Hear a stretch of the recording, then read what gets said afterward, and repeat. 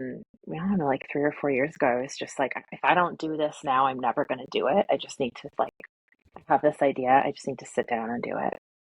And you chose the one that it seems very research intensive. Yes. Yeah, I didn't go with a light idea. Like, why not just dip a toe in novel writing with a historical novel set in Tudor London? Welcome to Narratives and Nightcaps, Books, Beverages, and Author Conversations. I'm Bree, always ready to dive into new fantasy worlds and take a step back in time. I'm Megan, part critic, always team physical copy, and forever chasing good thrillers and a great plot twist. I'm Emily, your resident mood reader who thrives on chaos questions and lively book chats. And I'm Jordan, equal parts heart, humor, and high-functioning caffeine addict. I come with coffee in hand, wine on standby, and a Gilmore Girls quote for every occasion. Cheers! Cheers! Hello! Today we are joined by award-winning poet and essayist Rebecca Lehmann, whose innovative novel releases on March 24th in the US. The Beheading Game offers a reimagined narrative of Anne Boleyn, a woman in history both recognizable and often misunderstood for centuries.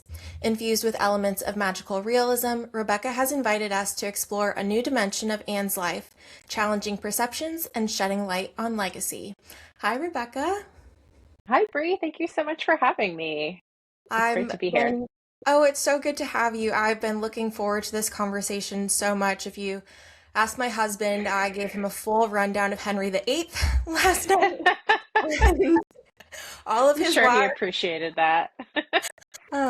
So I will be recapping our conversation to him later today. Lovely. But before we get into all of that, I would love to kick off the episode with what is in our glass. So before we dive in, please tell us what your nightcap pairing is. So I thought a lot about this, and I grew up in Wisconsin, which is like the state drink of Wisconsin is the old fashioned, and it is my favorite nightcap. So I make mine very red, for lack of a better word. So I call it like a cherry old fashioned. And basically, you put like 3 cherries and 3 spoonfuls of maraschino cherry juice into a cup with 5 or 6 dashes of bitters. You muddle it with either a muddling stick, or you can also use a mortar from a mortar and pestle if you don't have a muddling stick, or just a spoon. You just like smash it basically, and an orange slice. And then you put in like a quarter cup of bourbon, a giant ice cube, and top it off with bubbly water. And the maraschino cherry juice turns it like bright red in color, which I thought was really fitting for the beheading game because obviously there's some blood in the book. But Anne Boleyn also wore a red kirtle under her gown when she was executed because red is the color of the martyr. And she thought of herself, I think, as a martyr. And then the red kirtle kind of plays a little bit of a role in the novel, The Beheading Game, because that's what she ends up wearing after she wakes up. Cheers to that. What a perfect pairing. Perfect for the book and just the connection to you. That sounds like my kind of old fashioned as well. I like the extra cherry hint in there for sure. Yes, I like the cherry taste quite a bit. You're inspiring what will probably be my Friday nightcap now.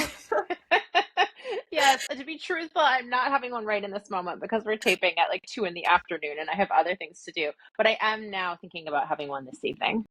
Yes, I'm right there. That when we started this with the whole narratives and nightcaps, it was at a time where we were like, oh yeah, we can do this in the evening. We had a lot more flexibility.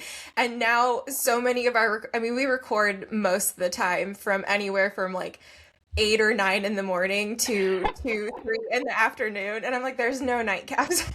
No, not the 8 a.m. cocktail, and you might have a problem if that's Yeah. happening. Nope, and I also work. So I'm like I can't just Yeah. be having that at 8 in the morning and calling it a day. But perfect for this evening, or it's almost the weekend, so that sounds ideal. I'm definitely gonna do that. Take a picture to just memorialize this moment. Well, Likewise.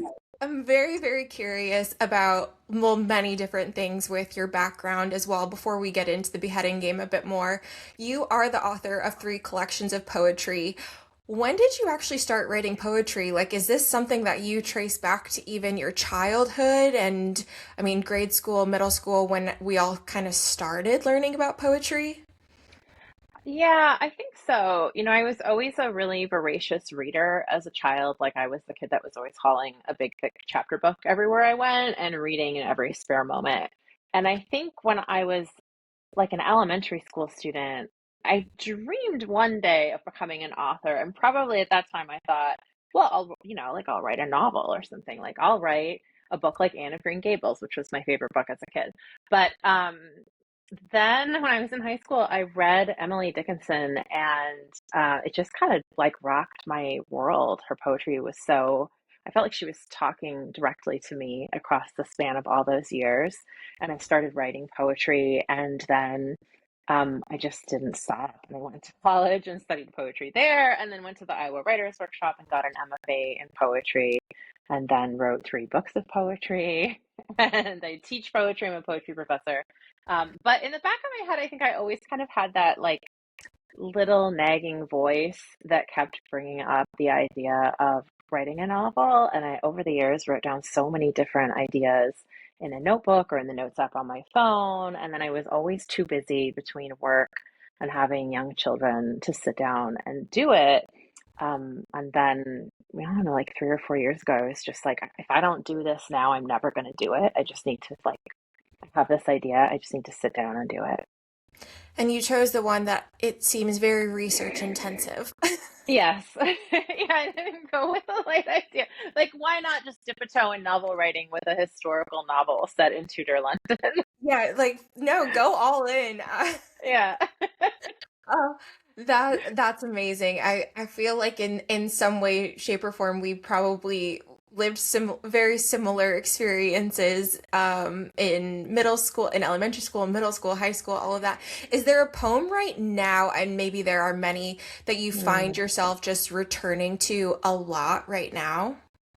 It's kind of a classic, but a good one. I've really been thinking a lot about Mary Oliver's Wild Geese. And I know it's a poem that like a lot of people read and know, but there's just something about, there's a line in the poem, you do not have to be good. And I've been thinking about that a lot lately as a chronic people pleaser. Like, it's okay to say no. It's okay to not, always be perfect. And I think that's a poem Anne Boleyn would appreciate too. I agree with that, and that resonates with me as a, I like to say recovering people pleaser, but very Yeah. much in the recovery process. Um, that's a definitely a good reminder. You brought up the Iowa Writers Workshop, and I'm originally from Iowa. Oh, cool. I'm a huge Hawkeye fan, and one of our co-hosts lives in Iowa. What was like one of your best memories while you were working on your MFA there? Oh, I mean, I think the classes that I took there were just out of this world. I was having dinner the other night with a couple of my colleagues here at St. Mary's, and where I work in the English department teaching creative writing. And we were talking about Shakespeare, and I remembered that the first place that I read Shakespeare sonnets was at the Iowa Writers Workshop with one of the professors there. And it was just this like totally immersive experience into like going really deep into the sonnets and every little aspect of the meter that you could possibly imagine.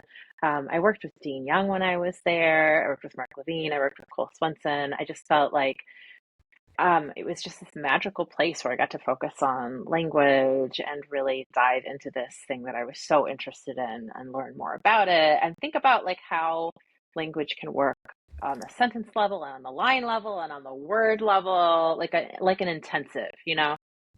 What an incredible experience too. Well, and to be surrounded by people that are thinking similarly as well and just as invested and engaged with that, I feel like that would be just an incredible, unforgettable experience for sure. In a totally different direction, Megan and I were talking about this. Do you know the story of the girl in the green scarf? Like the morbid. That's just like I sometimes have heard this as like the girl with the ribbon or the green ribbon, or where it's just like the ribbon is holding her head on, and then at the end Yes. someone takes up. Yes, I totally know that story. Yeah. Okay, so we read the beheading game separately, and I don't know why that was like That was a story that, I was probably sitting on a little square in elementary school and someone read it to me and it just never left me at It's all. such a creepy story. And I also remember encountering it like in second or third grade, I think, which is such a weird story to tell a child that age. Which I don't feel like that would happen today, but No. I do feel like it's just lived with me. So we have a document where we kind of keep notes throughout where we're like, oh, curious about this, what this. So I had a note that was like, I keep thinking about the girl in the green scarf, and she commented on it and goes, yes, just in all caps. And so I was like, I have to ask Rebecca if she knows a little bit about that. I think I've brought that story up multiple times on this podcast, which is just shows how impactful it was on my Hmm. life. Um, I have to ask, have you seen the newest Wuthering Heights adaptation? No, I haven't. I was supposed to go last weekend and my babysitter fell through. Oh, no. So sadly, I did not make it. My husband and I were going to go on a date. Have you seen it?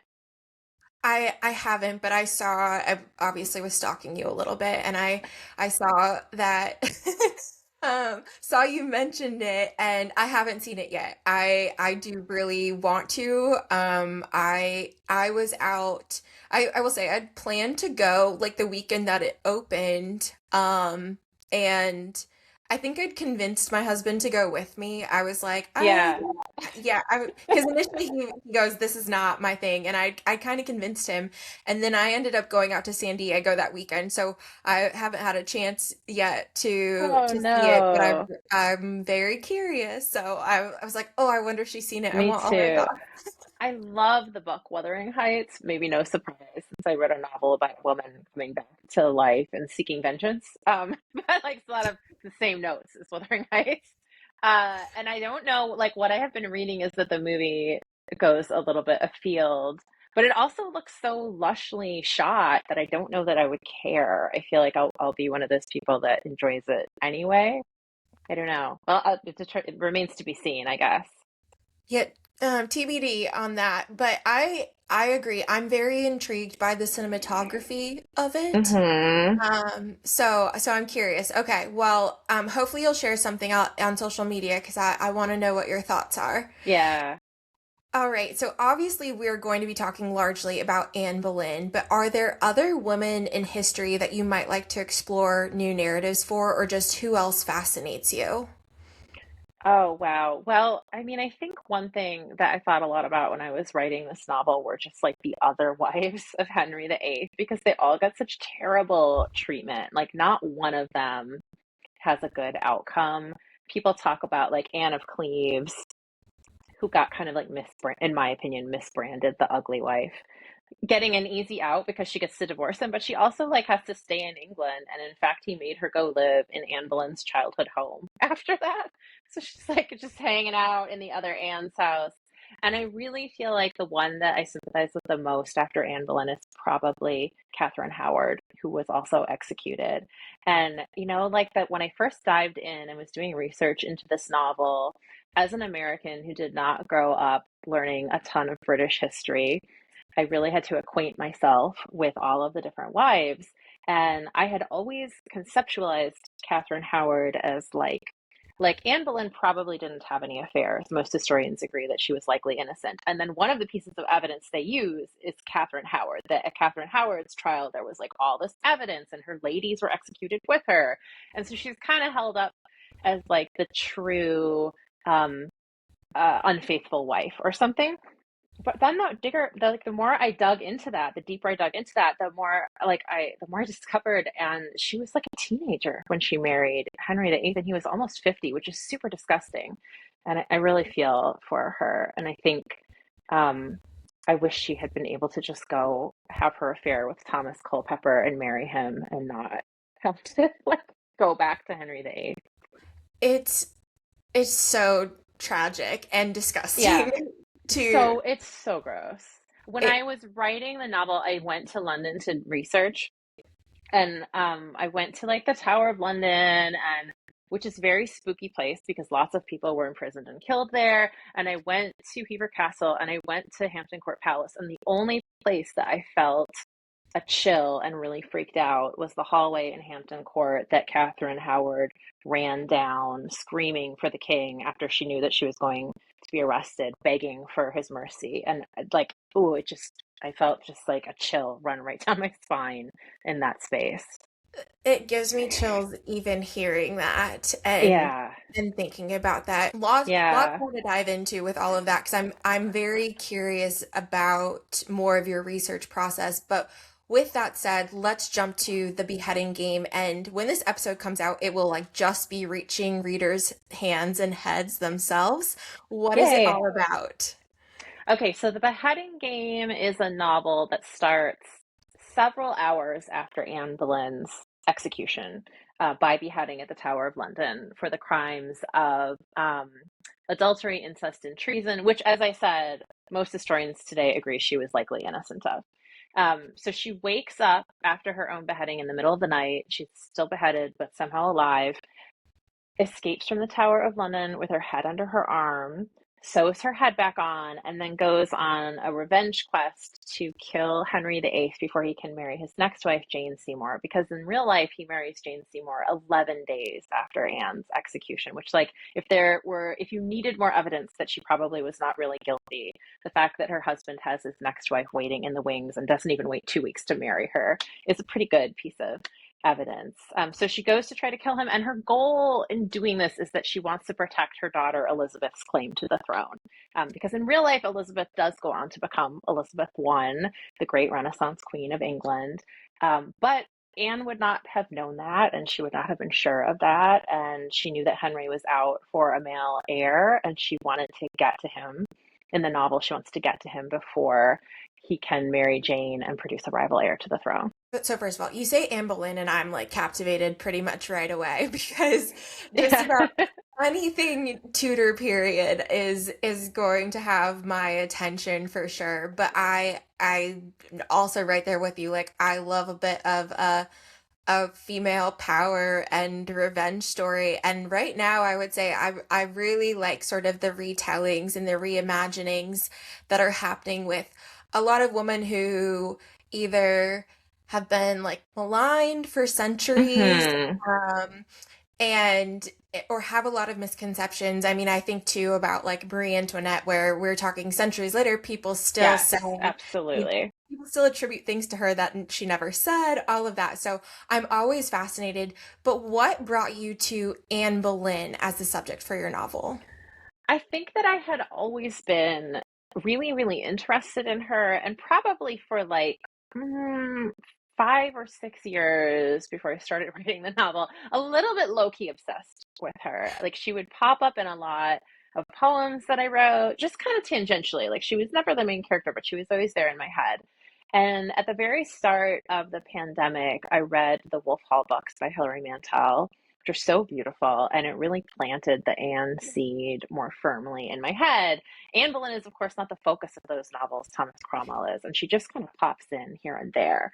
And I think that those are such beautiful books. They're some of my favorite books. But I think there, as in many other places, Anne is really presented in this two-dimensional light as this sort of seductress who breaks up the marriage of Henry VIII just because she wants to, not for any other reason, splits England away from the Catholic Church, again, just to marry Henry VIII, not for any like theological reason, and then gets what she deserves when she's ultimately executed. And that really bothered me. And I wanted to portray her in a more complex light because in reality, she was an extremely intelligent and well-educated woman. She spoke multiple languages. She was a true believer in the Protestant Reformation. So her desire to have England become progressive in its church was not just related to wanting to marry Henry VIII. She really believed in Protestantism and was giving Henry like reading assignments, in fact, like excerpts from William Tyndale's Obedience of a Christian Man, so he could justify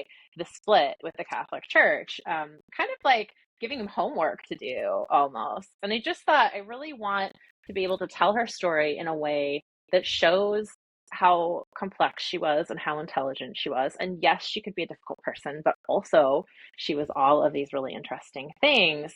And I think that there's a way that like her story resonates across the span of so many years because it's an example of a powerful woman being punished for her power.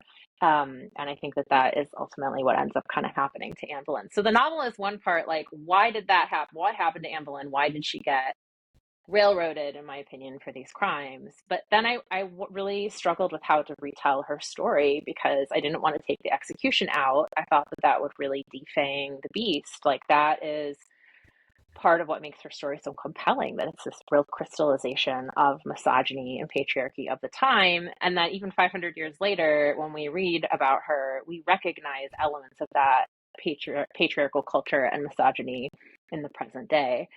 So I thought about like beheading game type stories where characters get beheaded and keep going. And those types of characters are called cephalophores. And there's a whole like category of Catholic saints, for example, that are cephalophores, who are beheaded often when they're preaching, but in a martyred way, like they're martyred when they're beheaded. And then they pick up their heads, and the heads sometimes keep talking and keep giving the sermons, and they just kind of carry on. Like St. Denis would be a good example of this. And in America, we have the Headless Horseman story from the Legend of Sleepy Hollow, who's like got the pumpkin head, and it's not really clear what he wants, but he definitely has something he wants to keep doing. And then Gawain and the Green Knight from Arthurian legend is the example that I was probably thinking of the most, which is where the title of the beheading game comes from, because that's a beheading game type story where the Green Knight shows up and challenges everybody to fight him, and Gawain does and beheads him and thinks it's going to be all over, but then the Green Knight picks up his head and is like, I'll see you in a year when I return the blow. So I thought, like, well, why can't Anne Boleyn do that too? Like, why can't she pick up her head and keep going? And what would happen if she could? And then I just like could not stop thinking about the idea and sat down and started working on it. Oh, that's so cool. Well, so I love that story. I thought that maybe there was a connection to, I know that there are claims of her ghosts being like in a Yes. carriage holding her head. And so I was like, maybe she built this all off of the ghost stories and things that happen with that.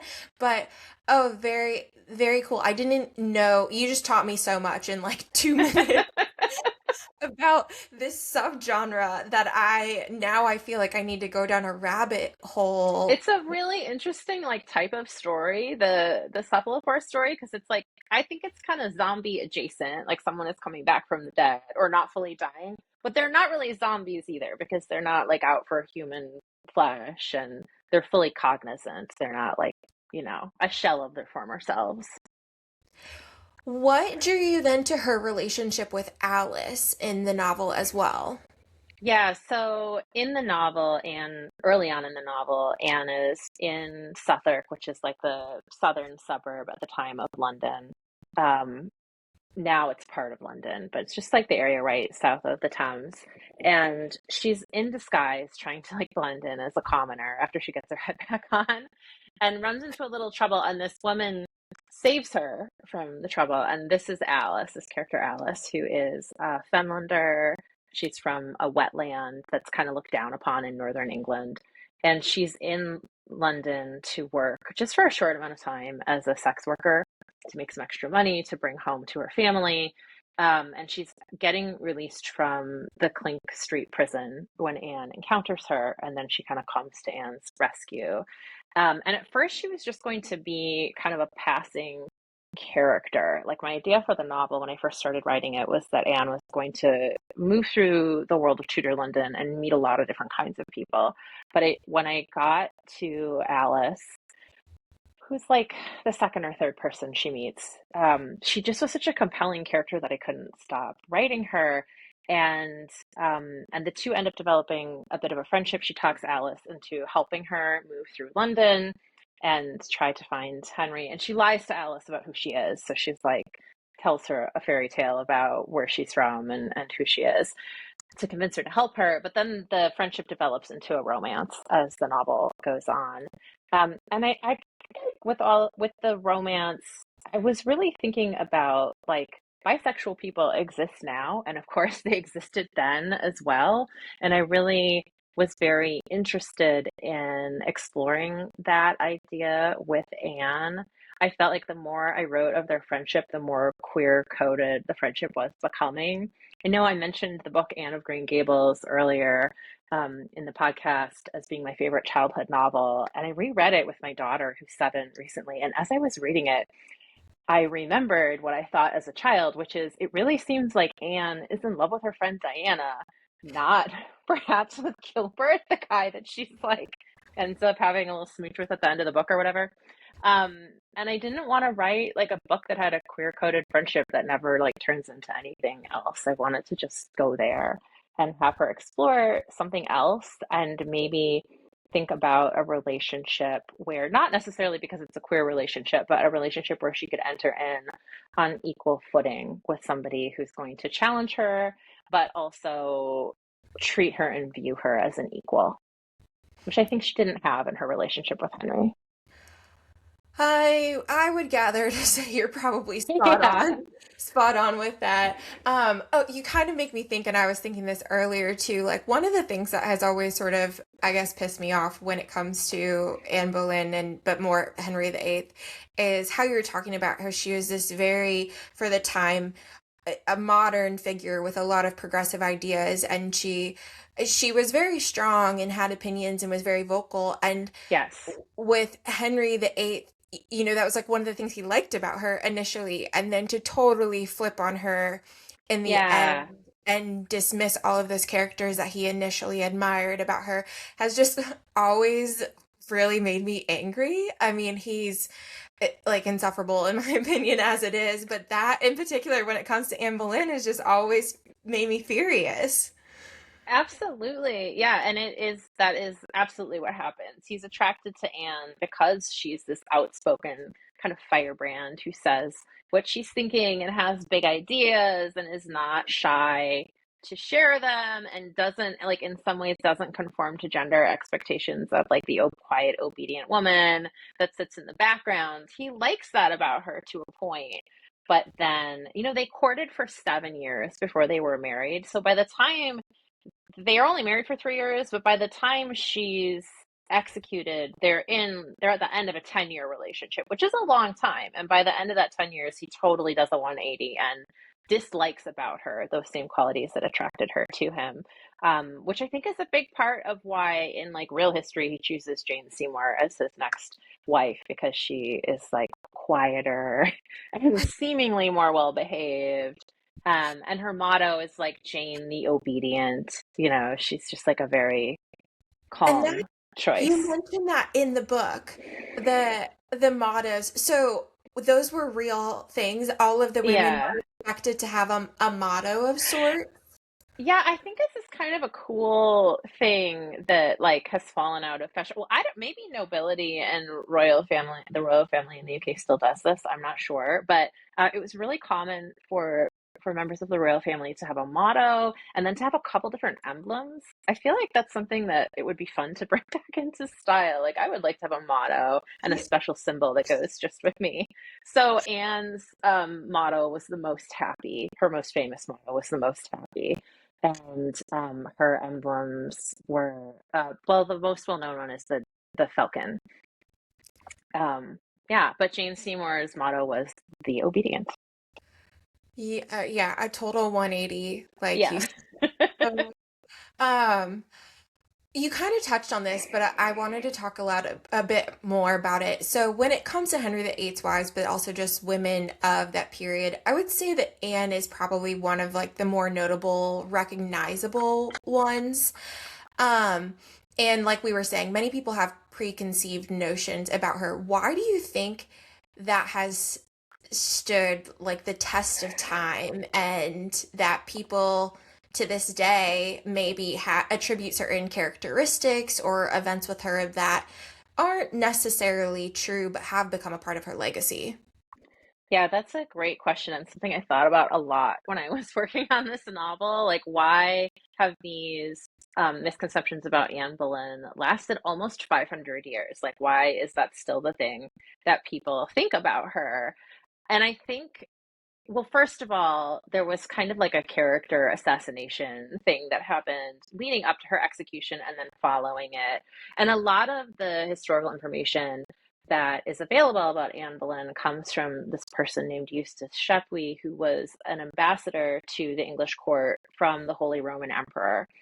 And he was like a terrible gossip and wrote all of these letters back to the Holy Roman Emperor about Anne, where he would refer to her as like the concubine and the great whore. And he was like very much Team Catherine of Aragon, who was like the Holy Roman Emperor's aunt. So, like, obviously, he's not going to like Anne Boleyn.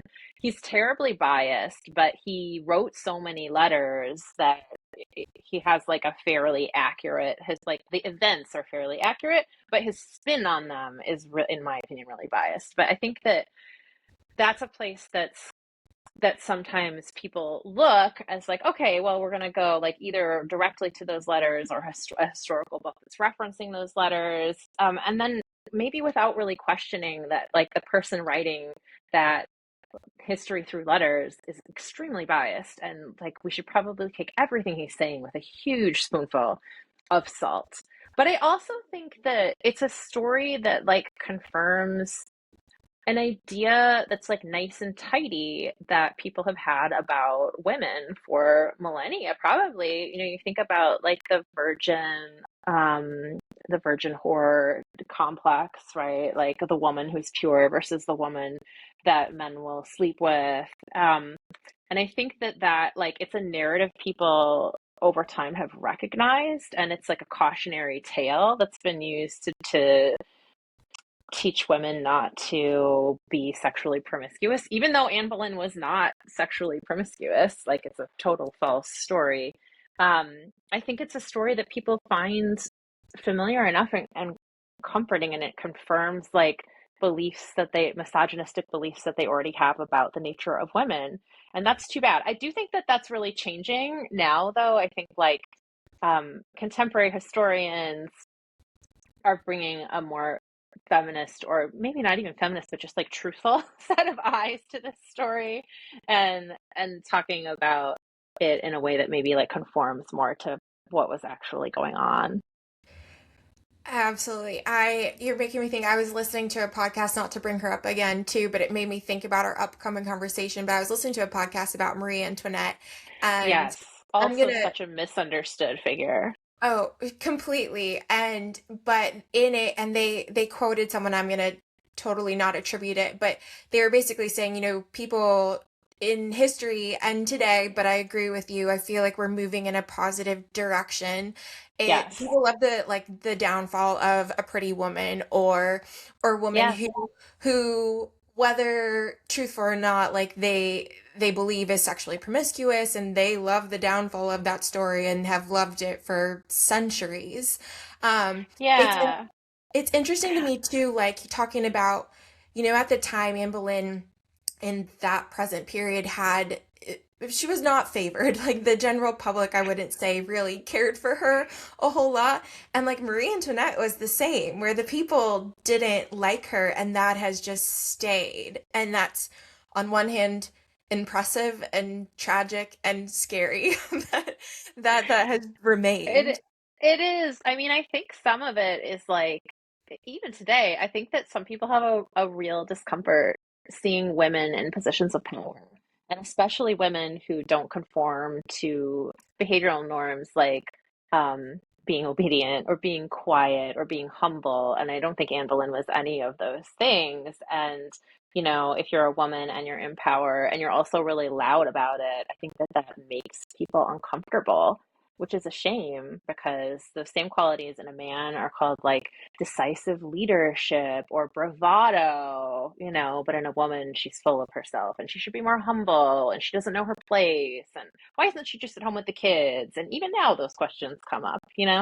Oh, even now, if you are that, you're labeled as difficult, and Yes, it's um, difficult. Absolutely. that's always my favorite. Is they're like, oh, she's just so difficult, and What does that like, even mean? I know. Yeah.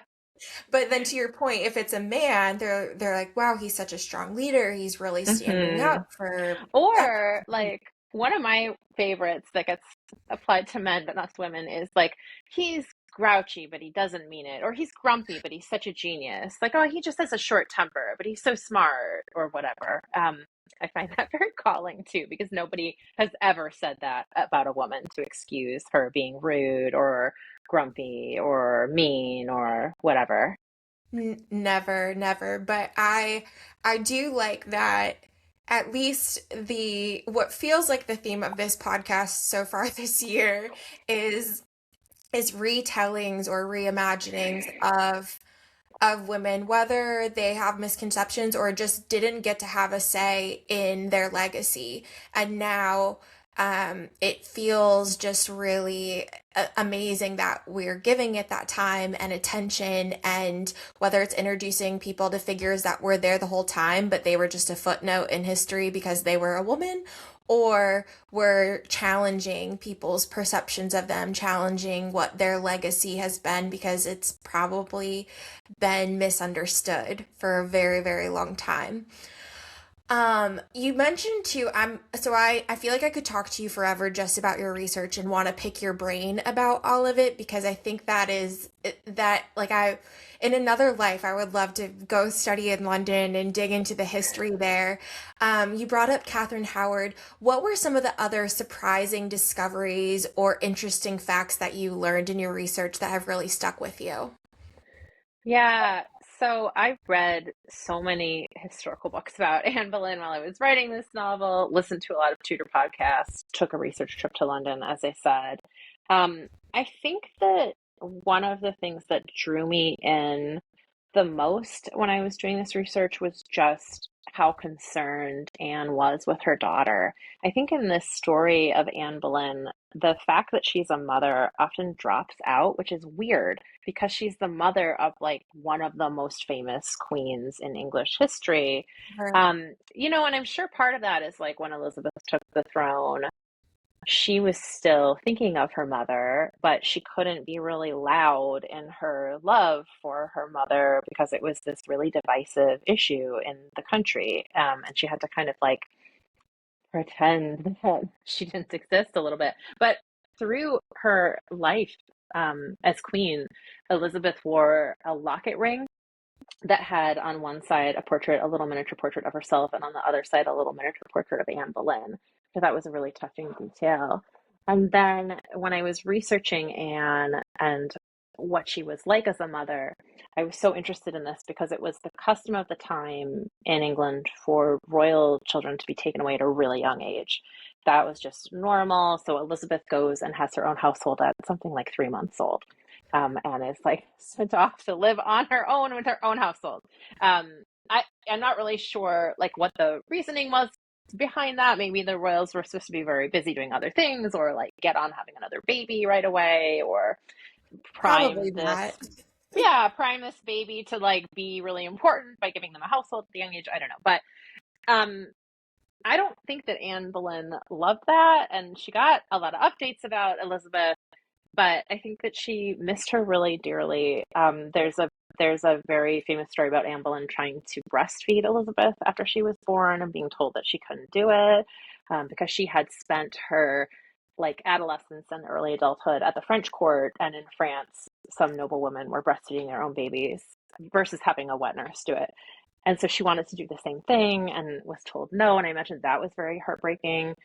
And then a detail that I found just so heartbreaking, and like a big piece of evidence of how much she loved her daughter that ended up going in the novel is that when Anne was in the Tower of London awaiting her trial, one of the things that she did with her last remaining days was order clothing for her daughter. Like she ordered her a bunch of dresses and like fabric to make all these clothes so that she would be dressed appropriately for the summer and the coming winter. And I think knowing that she might not be there to make sure that she was appropriately attired, she was paying special attention to that. And that just as a mother myself, I found that so compelling. And I thought about, especially when my kids were younger, because Elizabeth is not quite 3 when Anne is executed, just the amount of time that I used to spend worrying about whether they had the right size shoes or the right size coat, or would they be warm enough at daycare or at preschool that day, and did they have enough pants for winter, whatever it was. It was a detail that spoke to me really strongly, and I think that made me think about Anne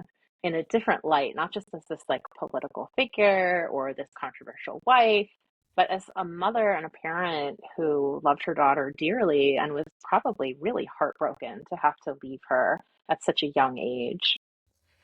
The incorporation of that in the beheading game was, I mean, even in all honesty, like I know that Elizabeth is her daughter, but I more so am all like, if anyone brings up Anne Boleyn, I'm like, but you need to know that she was really strong in all of this. But those parts, and Yeah. I appreciated them a lot in this story because they're so heartbreaking, and it just shows how much she, I mean, she did care as a mom. The breastfeeding in particular, like, oh, I'm not a mom, but I just feel for her in all of that. Yes. It's, Absolutely. And she tries to like lobby really hard as well with Henry to have like Elizabeth be a legitimate. Elizabeth is a legitimate heir, but Henry doesn't want, he wants a son and he's like refusing to have the girl be good enough. And she really tries to lobby with him to like be okay with Elizabeth being the heir. Which ultimately Henry couldn't accept, but ironically, then in real history, she does go on to be the most notable of his three children. which makes me feel like there's some justice. Yes, Like, absolutely right. That like, although she wasn't called a Boleyn, Elizabeth sits a Boleyn sits on the throne then for all of those years. yes. So, with all of that, other than the obvious magical realism elements, how do you decide as a writer to balance historical accuracy with sort of creative liberty? Yeah, so that was something that I thought about deeply in this book because I knew I was going to have this really wild speculative element of her coming back to life. And spoiler alert, that didn't actually happen in history as much as I wish it could have. I wasn't actually able to rewrite history in that way. So I knew I was going to be taking this really wild leap, and I knew there were going to be a couple other kind of magical-ish elements in the book, but I wanted the novel to seem I wanted it to be historically accurate as much as possible outside of that. So um, I tried so hard to get the little details right and to get the history of the Boleyn family and the Tudor family right and the history of like English succession right over the years leading up to that. The details of like Alice and her upbringing as a commoner, right? Um, I wanted those to all be pretty accurate, but then there were some times where they couldn't be. So there were some details that I did move around, some dates that I moved around. And then also because a lot of information about Anne Boleyn was destroyed after her execution, there were a lot of memories of her childhood that I had to imagine, come up with. And those parts are fictional. I tried to base them on things that I thought were plausible or ways that she might actually have behaved. But a lot of the kind of memory she has of her childhood, and then some of the memory she has of her courtship with Henry are imagined. Any referencing the Tudors show at all? Did you do a rewatch of that? I did not. I did not. I watched The Tudors when it aired originally. I'm probably dating myself a little bit. Though I don't know that I made it all the way to the end. I feel like I kind of petered out after Jane Seymour because it's so many wives, you know? It's so many wives. I also petered out, and I did try to do a rewatch recently and feel like How I was could. it? Had Um it aged well or had it aged terribly? um so I would say, like, I forgot a lot about the actors and actresses that were in it. And so it was fun to watch and think, oh my goodness, look at their career now. And they Yeah. started with Tudors, or likely started, or it was one of their early projects. It was fun. I wouldn't say it maybe kept my attention the way, I don't know if it's because it was a rewatch where I thought, okay, I've been here before. I've seen this. But it was fun for a while. It was also fun too because like I mentioned kind of at the top, it was fun for my husband to be like, what is this about? And for me to Oh, then yeah. You could just, then.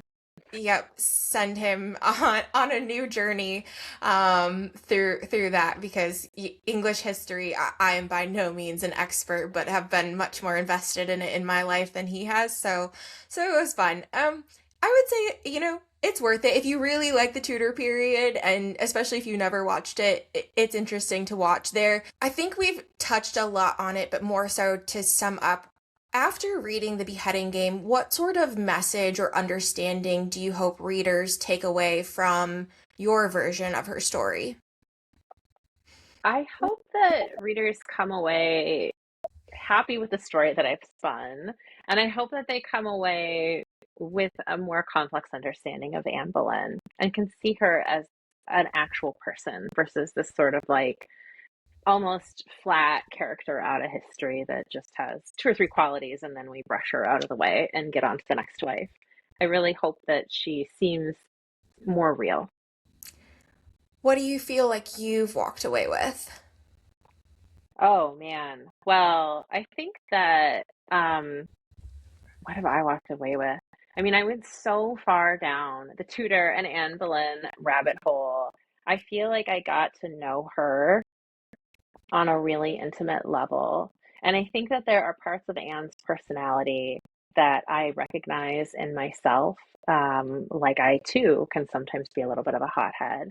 But I also think that she was a very assertive person who didn't take any crap from anybody. And I have tried to internalize that a little bit more in my own life post writing the novel, but as a balance, because one thing that I also wanted to think about in the beheading game was not just turning her from a villain into an angel as a character, because she also could be like very snobby and, you know, like maybe a little domineering at times. So, like, take a little bit of that confidence away from her and bring it into myself, but maybe not all of the bullying that she also did.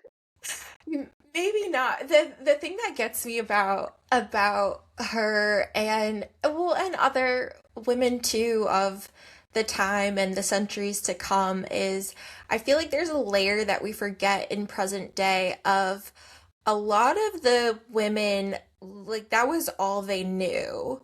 They they were brought up to do certain things, say certain things, behave certain ways, and challenged a lot of that in that time Absolutely. with her personality, but to also kind of just lump her in this category like we were talking about of, you know, the woman trying to push another woman out to become queen and not including the complexities of her family and also sort of what women of her status were told their life was supposed to be. Oh, Um, absolutely. And I mean, to be frank, if the King of England, in this time period, if the King of England started to pursue you, you had very few choices. I do think that Anne Boleyn really loved Henry VIII, and they probably at first had a very passionate and mutually desirous relationship. But if the King of England is suddenly sending you solicitous love letters, you can be his mistress, which is what Anne Boleyn's older sister did. And that actually worked out okay for Mary Boleyn. Like she came out relatively unscathed on the other end. But you know, otherwise you're going to really piss this person off who has all of the power in the country, is like the most powerful person that there is. So there's not a whole lot of choice. And also, Anne Boleyn really believed that Henry VIII's first marriage was incestuous and illegal because he had married his brother's widow. Catherine of Aragon is first married to Arthur Tudor, who dies of a fever a few months later. And then, in order to marry Henry Tudor a couple of years after that, they get a dispensation from the Pope after they swear that she and Arthur did not consummate their marriage. And when Henry meets Anne, he's already been trying to work on getting an annulment. Like this kind of precedes Anne coming into the picture on the grounds that he claims that she actually had slept with Arthur, and so their marriage should never have happened and was incestuous, and that's why all of their children who were boys died shortly after birth, and they only had one living child who was a girl, which is like, just like terribly misogynistic reasoning that like God was punishing them. But Anne believed that. She believed that those things were true. And she thought this is an illegal marriage and I'm doing my country a service by getting him out of it. And I'll be able to provide him with a real heir. And this will like, you know, be good for the country. And at the same time, she had these really progressive ideas about like using the money from the dissolution of the monasteries in England to pay for hospitals and universities and like pay for things that people, the common people or the people of England would use. Um, yeah, so but it gets so simplified. Like you said, it's like one woman versus another. And I don't know that that's how she would have seen it. I think she really thought like, well, that's just wrong. And so I'm stepping in to right it. I don't know that it was necessarily like a personal vendetta against Catherine of Aragon. Yeah, I mean, I would agree with that. And I would just say to like plug another podcast, but Noble Blood has a fantastic like 6 episode series of all of the wives. If anyone that listens is like fascinated by them, starting with Catherine of Aragon. And they're like 20 to 30-minute episodes, but it's such a good, if you ever want like an overview of Mm, each wife that yeah, Dana Schwartz is the host of that podcast, and she does a really, really good job of kind of going into that. And one thing she talks a lot is about is that, you know, Anne really did believe that it wasn't pitting, she wasn't trying to pit herself up against Catherine of Aragon. She really did believe that. And then same thing too with when it came time to, and I'm not going to get probably use the right terminology, but you know, the end of her life when you sort of do the confession and they're expecting her to say that she had all of these affairs, and she's very adamant that she didn't. And I mean, I think we can trust that because she was very, very firm in her faith and would not lie in that instance yeah, too. 100%. She doesn't confess to anything in at trial or at her speech right before she's executed. Um, yeah, and I think that she right, if she had, she might have taken that moment to have like a confessional. Nor does her brother George Boleyn, who is also executed in this fiasco. He also doesn't admit to the things that they were accusing him of, which was like sleeping with Anne Boleyn. Also, something that makes me think this is just like it's so far over the top. Who would believe it? Like, not only has she had these affairs, but also with her brother. It's so out there. It completely. I look back at it now and I'm like, how did anybody let this happen? But like we were saying, when the king is saying something, you don't have a lot of choices, whether it's because he is pursuing you or because he is saying something happened and certain actions need to take place. There was not a whole lot of power behind anybody else to contradict that. Um, Really, before we wrap up too, I did want to kind of pick your brain. I mean, as you're a published author of the collections, like we said, this is your debut novel. What advice would you have for aspiring writers, let's say, who want to pursue bringing their story to life, pursuing publication, anything like that? I think that my biggest advice would be to just like sit down and start writing and do it and have the faith in yourself. I think back on the many years that I wanted to write a novel and talk myself out of it and all of the ideas I had that I then like crossed out or just didn't have time for or whatever. Like there's never going to be a perfect time and you make the time in your life. And if you really want to do it, just carve that time out, which is going to look differently for different people. I know there are writers that get up at 5 in the morning and write before their kids are like, I could never do that. I'm such a night owl. Like I'm so grouchy in the morning too. But just like sit down and have faith in yourself and start doing it. And then probably read a lot along the way too. I think so too. For readers and maybe aspiring writers that want to connect with you, where is the best place to do so? Yeah, so I am on Instagram and my handle is at Rebecca Lehmann author. You can find me there. I'm also on Facebook, but I don't know if there are like handles on Facebook, but if you can find me there as well. Just do a search for Rebecca Lehmann. Yeah, you'll find. I'm the one that keeps posting about the beheading game when you find me. Makes sense, makes sense. Rebecca, thank you for sharing your insights and the fascinating journey behind the beheading game. It's offered me, and I'm sure it will offer more readers, a fresh perspective on Anne Boleyn and the opportunity to, I think, approach history with an open mind and a sense of wonder, I would say. So thanks so much for making us a stop on talking about the beheading game. Thank you so much for having me. This has been a delight. Thanks. Cheers. Cheers. Thanks so much for listening. The Narratives and Nightcaps podcast is a production of The Craft Co., with intro music created by Remington Haynes. Subscribe to the show on Apple Podcasts, Spotify, and YouTube. Follow at Narratives and Nightcaps on Instagram or visit our website, narrativesandnightcaps.com. Sign up for our newsletter to always know what we're reading next, which authors are joining us on the show, and for extra bookish and beverage info. Connect with our additional co-hosts, Jordan and Emily, as well. You can find me on Instagram at Cozy Reads and Sips. And you can find me on Instagram at books.bottles. Cheers! Cheers!